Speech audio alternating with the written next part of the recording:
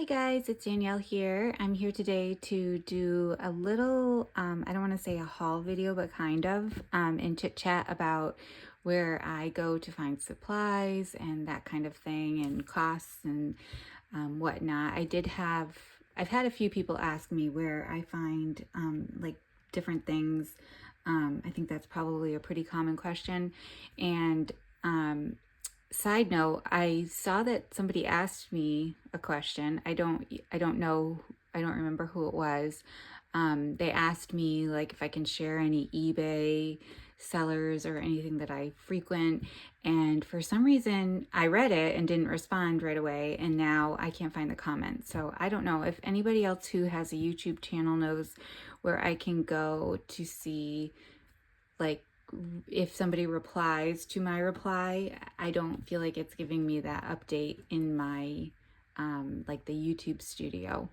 Anyway, I need to figure that out because I don't know where that, unless they deleted the comment or whatever. But I figured that would be something fun to talk about.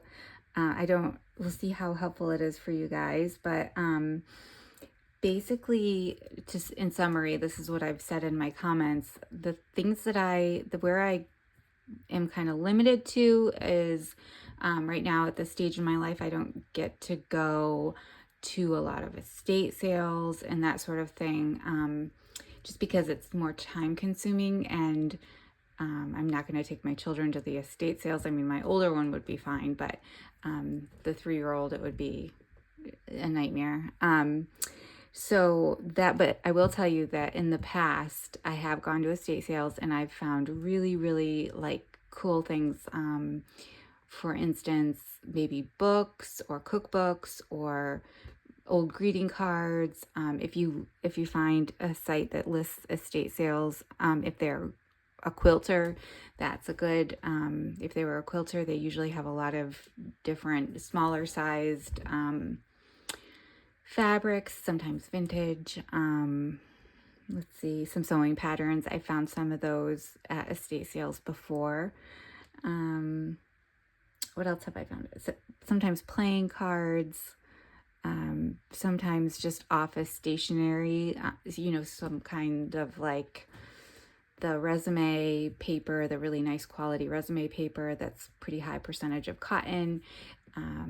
I found some labels there at different ones. Costume jewelry is good. You can always take that apart. That sort of thing. So anything you would normally look for at a thrift store, you could look for at an estate sale, and the prices are usually pretty decent. But I don't get out to estate sales a lot. I do have about three thrift stores that I kind of frequently visit. And when I say frequently, I mean maybe like once a month or once every 6 weeks, that sort of thing, where I will go and look for anything I can find. Let me back up. My favorite thrift stores to go to are the hospice thrift stores. I found that I usually have good luck finding some good quality items there, and I feel good about supporting them. So if you look in your area, if you have any hospice thrift stores, those have been good in my experience. And what else can I add to that? Really, you don't know what you're gonna find, and sometimes the prices are getting insane at thrift stores, and sometimes they run sales, so that helps a little bit. But I have noticed that thrift stores are starting to kind of learn the value of things, maybe because people are reselling or something like that. Like I went into a thrift store, one of my thrift stores that I go to a lot, and they had a little jar of buttons, and it was like $15 or something for a little like jelly sized jar of buttons. And I thought, oh my gosh, that's quite high. So even at 50% off, I don't consider that a very good deal.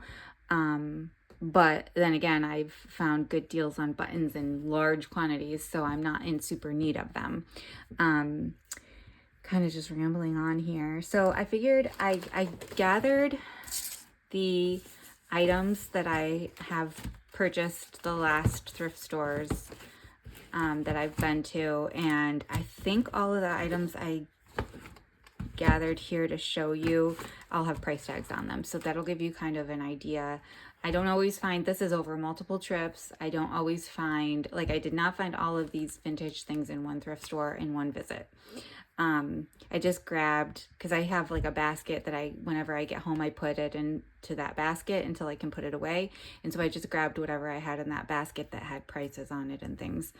To kind of give you an idea, like this score pad, this was at one of the hospice. This is Life Path Hospice.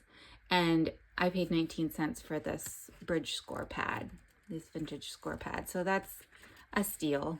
Can't go wrong with that. These are really fun to alter.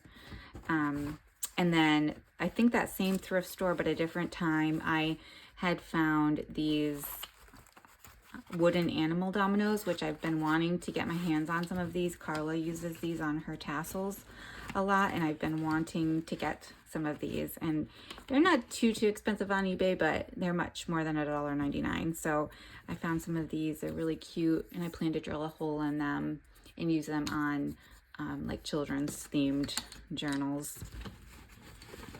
So that was a fun find, because it's most fun when you think of something that you really want, but you don't necessarily want to spend the money on eBay or Etsy, and then you go into a thrift store and find what you were looking for. That's super fun. It doesn't happen a lot, but occasionally it does. And then I'm getting low. I have these recipe cards, and I'm getting low on them, and I went into the thrift store and found this box of them for 79 cents. And you know, the various prices on eBay or Etsy, but I would say with shipping and everything, maybe $10 is, so you know, I've saved a few dollars by finding it. And then there's some of these, most of them are these chicken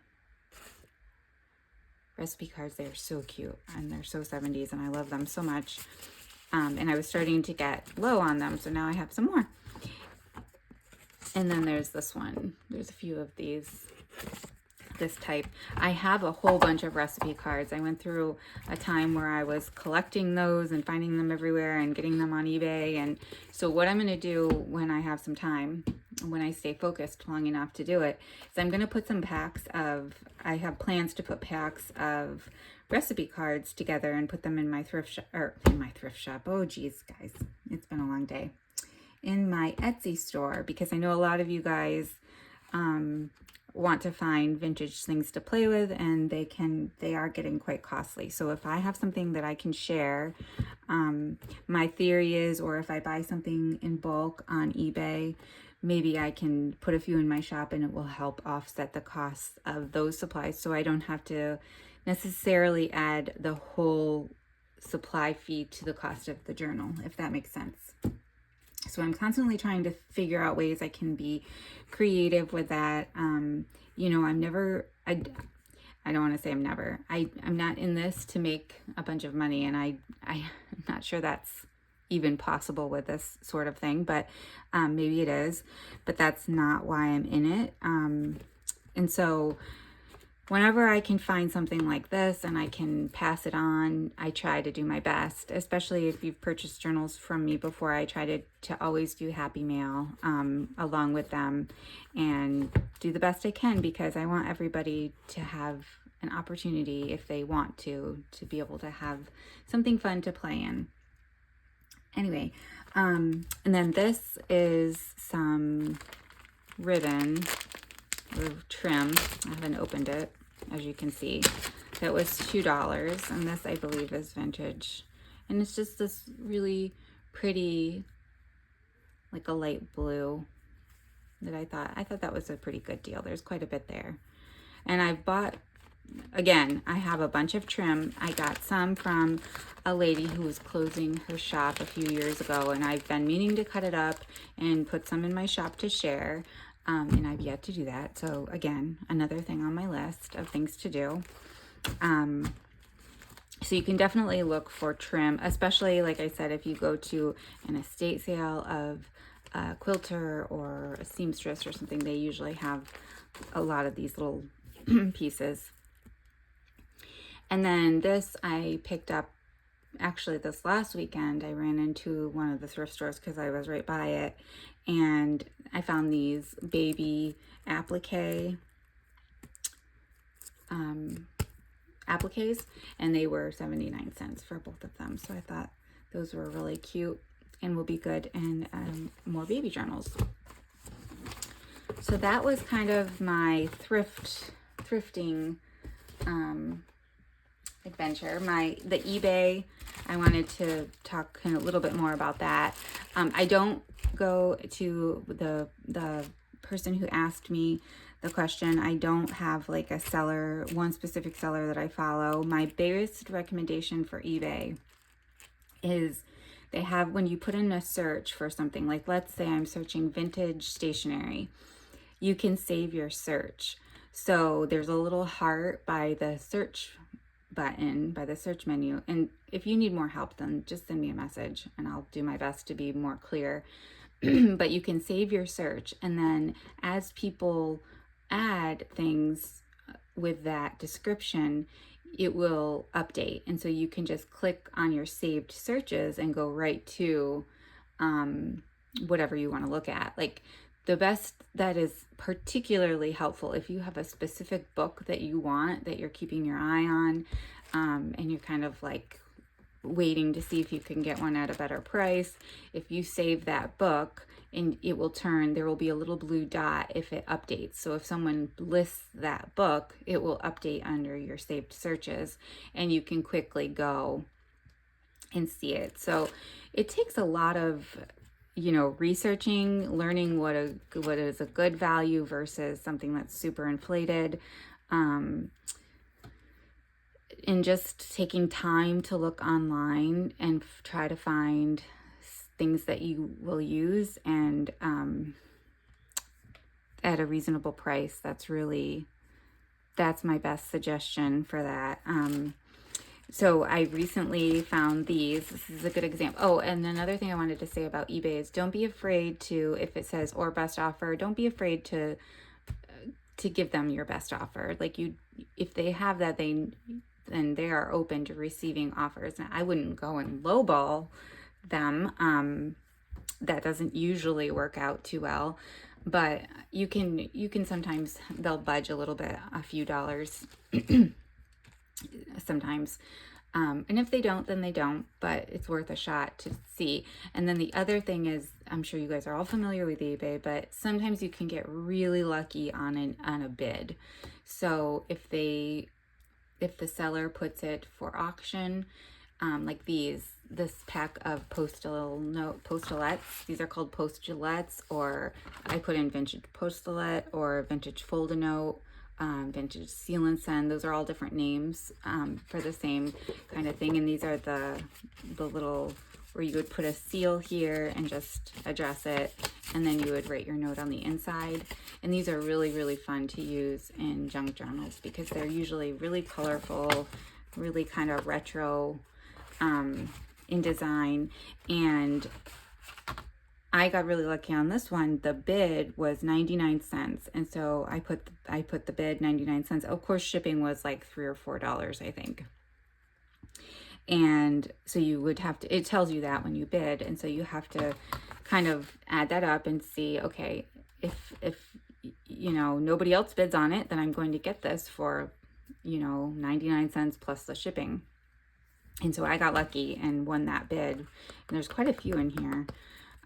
So I felt pretty good about that. Sometimes you lose a bid. I know towards the end people can get into like bidding wars and stuff, and I don't do that. But yeah, if it's something that you would pay that price, then it's worth a chance because you might win it and get a good deal. So that's another thing I wanted to say about eBay. And then, like I mentioned before, these I purchased on eBay recently. There are a ton. I have a project in mind that I want to try with these. These are kind of like a thin chipboard bingo card, 2 different styles. And there are a lot of these, and I'll save a lot, but to kind of offset the cost, my idea is to then add a few of these in my Etsy shop. Not that I'm making a profit on the item that I'm selling, but it helps me to be able to use these for less expense in the journals that I make and sell. Hopefully that's making sense. So that's what I wanted to say about that. And then, of course, so we've got thrift stores, eBay and Etsy. I haven't ordered anything recently off of Etsy, just a digital. And then the other thing before I move on to my last one is, don't forget to tell your friends and family what your hobby is. Most people have no idea, that are not junk journalers themselves. They have no idea that you would want these things if you don't say, hey, I do this and I make these, and most things, people might not really want anymore, I can use in my art or craft project. So just kind of sharing that can be really helpful if somebody's cleaning something out in their house, or they're out and about and find something. I have a friend that she likes to go to thrift stores too, and so she's always looking for me, and she'll over time, we don't get to see each other that often, but when she comes and sees me, she'll bring a little bag or a book or something and say, hey, I found these, and it's fun. And I have tried to do the same thing with her, although I'm not as knowledgeable as she is about the things that she collects. But so she found some playing cards, a bunch of different playing cards for me. These I'll definitely be, I need to add more playing card packs to my Etsy shop too. You guys really liked those. Those all sold.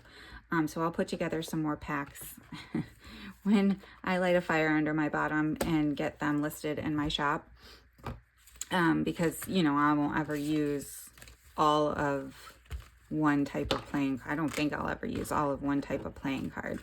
But, she didn't pay very much for these either. I think they were like $1 or something. So telling friends and family.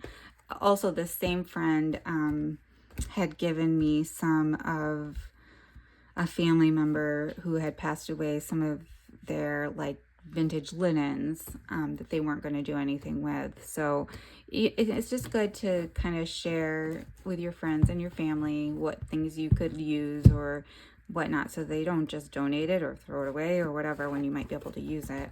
And she found these little trivia things, these little trivia cards. I think these will be fun to alter like in collage. And then some books. So that's the other recommendation. And then not the final. Another place that I go and I use a lot, especially if you have, and if you sell your journals, I use Amazon a lot. And the reason I really like Amazon, aside from being able to just order it from home and have it delivered, is that you can use multiple payment forms. So I can use like the payment that I keep all of my my Etsy store purchases on. You can keep that separate from your personal, and it keeps it organized and easier because it's all digital already from the receipts, so you can kind of keep track of your spending easily. That's just me. But I do utilize Amazon a lot. I found this recently. This is 100 yards of rayon, 100% rayon seam binding that I'm going to dye and crinkle for closures and tag toppers.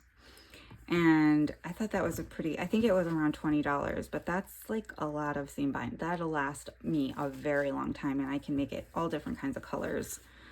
So not maybe necessarily the best deals, but convenience and basically convenience.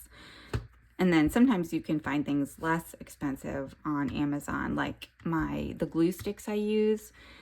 Those are less expensive on Amazon than if you were to go to a craft store, because you can buy them in slightly more bulk form. And then I found this little teeny tiny paper trimmer that I love. I'm totally in love with this paper trimmer. It's kind of flimsy. It's not the like highest quality, but I like the size so much because when I'm doing journaling tags or digitals and I'm trying to cut them out and I use my giant paper cutter, it's sometimes harder to keep the item that you're cutting straight. So anyway, I splurged and bought this the other day. I think I had some gift card money left on Amazon and I thought, oh, I'll get this for that because some of the projects I'm working on right now, I'm cutting out a lot of smaller tags. So we've done Amazon, eBay, Etsy, friends and family. Oh, the other one I was going to share, the last thing, hopefully you've stuck around, is sometimes you can get Happy Mail too. And so I wanted to share a Happy Mail that I got from Meridith. She does have a YouTube channel. Her YouTube is Pop Vintage and Home. I don't know if she sells her journals. You have to check out her channel and see if she sells them. I can't always watch everybody's, like, keep track of what everybody else is doing because my crafting time is limited and I've been using YouTube to catch up on news and all these other things. But I know that she has a YouTube channel. I know she junk journals for herself. I'm just not sure if she sells any junk journals, but she did send me, now this is delayed. This was, let's see, yeah, December 23rd, 2024. So I am really behind on sharing this, but very, very kind woman and really loves junk journaling, very creative. And she sent me this Happy Mail. So that's another way.